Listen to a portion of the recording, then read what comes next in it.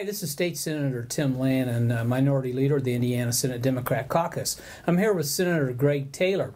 Senator Taylor has played a very important part in the formulation of our caucus agenda regarding the Affordable Care Act. In fact, today he's attending an important summer study committee, which is looking at the issue of various health issues, but among them, of course, the most important being, where is Indiana with the Affordable Care Act?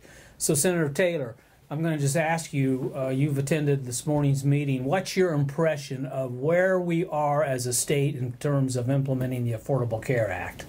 Well, Tim, I think what's important to understand about what we are doing here in the state of Indiana and its effect on the insurability of working Hoosier families in the state of Indiana.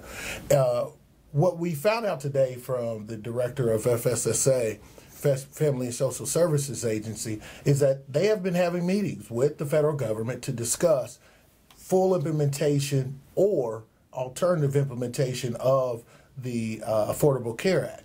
In those discussions, it was indicated to the panel today and to the commission that we have not made it that much further than where we were earlier this year, which gives me cause of concern. Are we giving up opportunities that we have right now to take advantage of some of the programs that the federal government has put together for states that implement the policy quickly?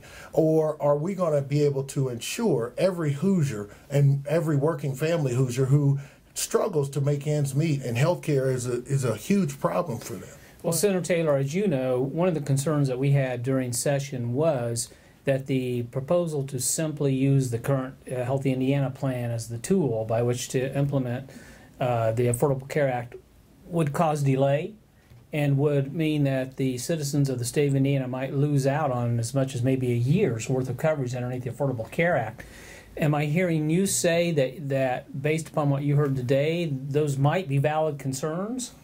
I think what's important to understand about using the Healthy Indiana plan, which we have been discussing according to the governor's office with the federal government, is to understand that there are parts of our Healthy Indiana plan that the federal government has explicitly told us would not be appropriate for expansion here in the state of Indiana.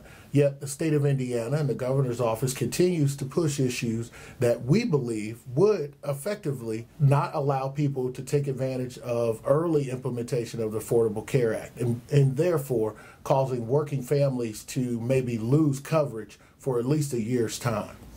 Well, Senator Taylor, I hope that you'll continue to press this issue because it is important. It's my understanding that if the Affordable Care Act were to be effectively implemented, we could see as many as 300,000 to 400,000 additional Hoosiers who would be covered by health care. It would create, I think, 30,000 additional good paying jobs for the state of Indiana. So this is an important issue, and we'll look to you and to other members of our caucus for leadership on this issue to make sure that Indiana does benefit by the many good things that are in the Affordable Care Act. Thank you very much. Thank you.